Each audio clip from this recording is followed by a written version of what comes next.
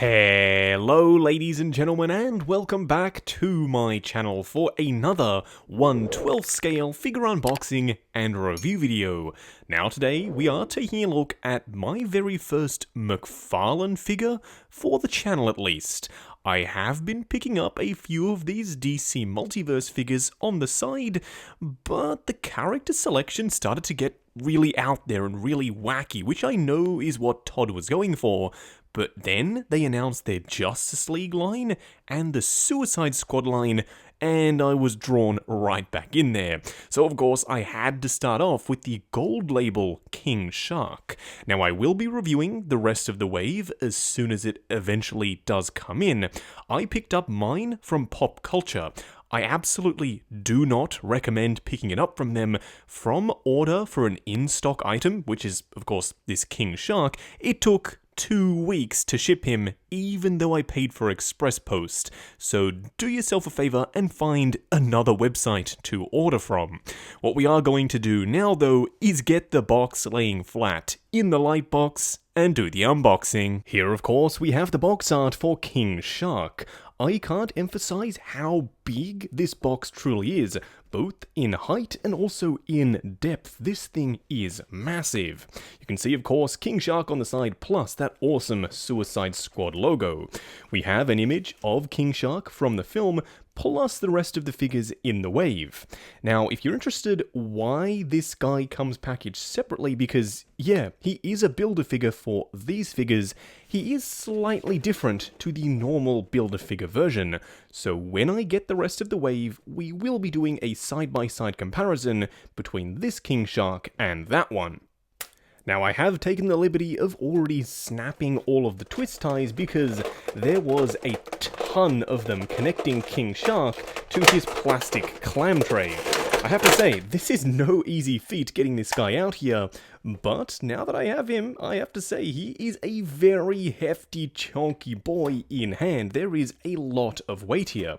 So if you are building this guy as a Build-A-Figure, I think you're going to be pretty darn happy. Now, as you can see, he does come with a few bits and pieces, so what we are going to do now is get all of his accessories laid out in the light box and take a closer look at everything he comes with. And here we have all the bits and pieces that come with King Shark. I mean, this is a very interesting array of stuff. Let's talk about this thing first. It's kind of just a card holder with a massive DC logo and a silver foil King Shark card.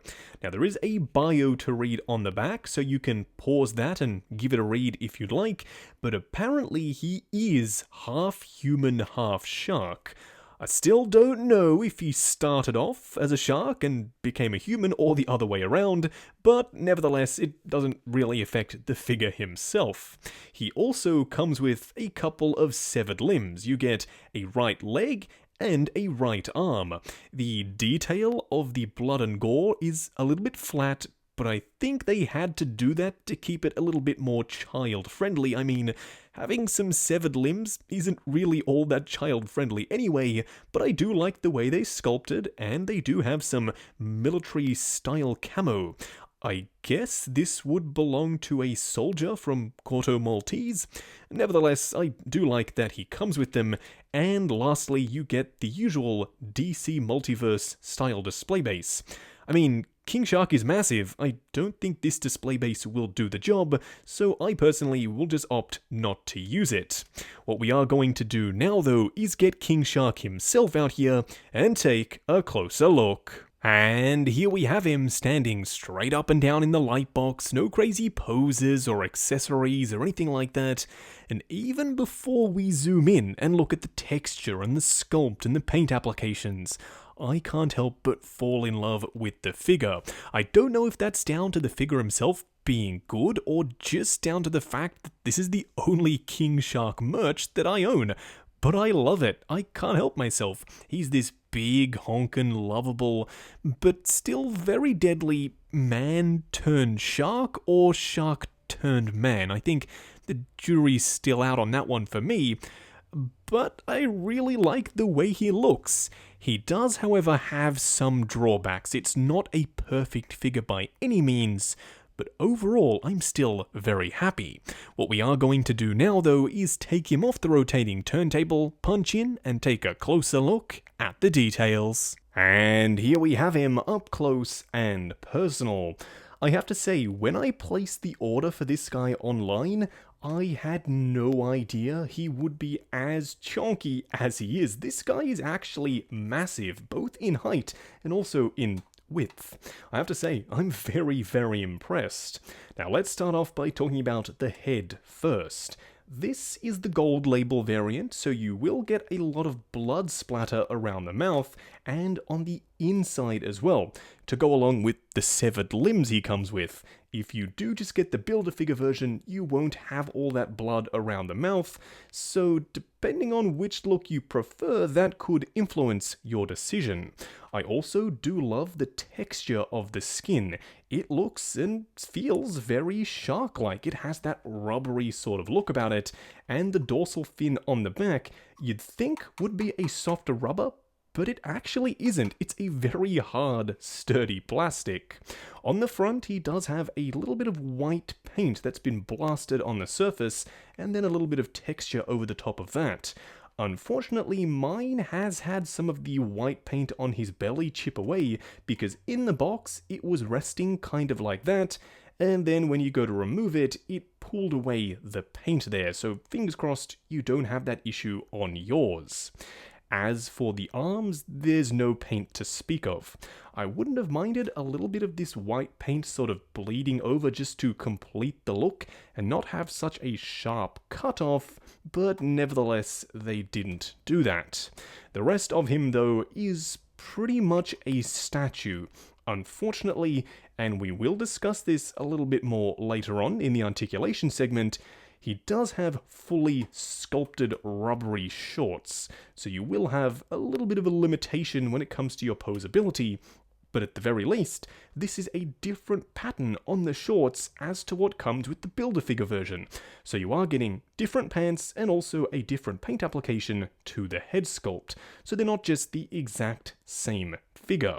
Coming down to the feet, you can see there is a bunch of texture, once again sculpted in here, and he does have a ton of moving parts and pieces. It's just a darn shame that you can't really articulate him from the waist down. I am curious to see what a 1/6 scale version of this guy does end up looking like if they somehow incorporate joints without having all these breaks in the body, or if it's just a power pose, which I personally think it is. Now for a quick side-by-side comparison, here we have King Shark standing alongside my only other McFarlane figure in the collection, which is of course the Thomas Wayne Flashpoint version of Batman, who by the way is a magnificent figure. As you can see, King Shark is a really tall dude, and also he is quite chonky as well, but that's perfect. I love this look. It works so very nicely. It's not as big and ripped and buff as, say for instance, the CW version, but this is their own unique take for the DCEU, and I think it works, and in action figure format, he looks fantastic. Just going over articulation on King Shark. Now do bear in mind, this is my personal copy of the figure, so I'm going to be a little bit more careful. I'm sure when you get yours in hand, you can push the joints slightly further than I'm willing to go. Now starting off at the head, you do have a ball joint at, I guess, the base of the neck. The cool thing though is when you reveal the side of the neck, some extra gills have been sculpted in, so it's not just a smooth, flat surface.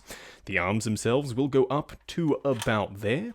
They will go forward and back the full way. There's no swivel at the bicep, but there is a swivel at the elbow and a single joint for a bend. It is, however, very, very stiff. We do also have a ratcheted swivel backwards and forwards for the wrist, as well as a pivot side to side. The torso is on multiple joints. There's one ball joint at the upper part, and it does allow a fairly decent range of motion. However, most of the motion will be found when you combine both of them. And yes, there is side-to-side, swivel, and forward and back. Now, there is articulation at the legs. It's physically in there on the inside of the shorts, but due to the nature of how they've been done, they're super thick and rubbery, you literally get no leg articulation whatsoever. If only these had been made of fabric, and I wouldn't be surprised if someone starts making custom fabric shorts for this McFarlane King Shark, because yeah, you are missing out on all of the leg articulation, except for swivel side to side. He does actually have a bend at the knee, but once again, you can't really use it. The feet themselves are on soft ratchets going forward and back. There is also a swivel side to side, once again on ratchets.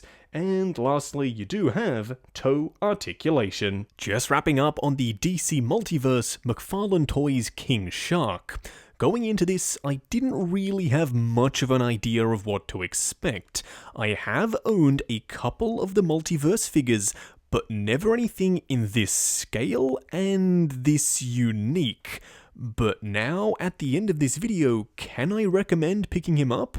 Yeah, absolutely. This guy is fantastic. He's so well sculpted. He's really well painted. He oozes personality. The only thing that I think lets this figure down ever so slightly is the sculpted shorts. They are a very thick, mind you, rubbery sculpted piece, so you just can't access the articulation in the legs. They do him a disservice because he does have a fairly decent range of motion in the legs themselves. You just literally cannot use it. I'm hoping that someone comes along and makes a fabric pair of shorts for him. I'm sure someone will. That way we'll be able to pose him up a treat. But for now, he's limited to mostly static poses. But at the very least, he still looks really good while he does them. Now, I picked up mine from a local store, Pop Culture, but as I said in the intro, I don't recommend going through them. You will be waiting a really long time for your order, even if you pay Express Post, which is what I did. In fact, the rest of the Suicide Squad wave is now in stock. I had it on pre-order with, once again, Express Post, and they still haven't shipped it. So whenever they decide to get around to doing that, I will be reviewing the rest of the wave. But for now, yeah, I really like this King Shark. If you are heading down to the description, why not check out the link to 6 Scale Network, the awesome Facebook group. Come along, chat figures, share photos of your collection, and of course, see what's coming up next on the channel. Like, comment, and subscribe, and I'll catch you in the next video.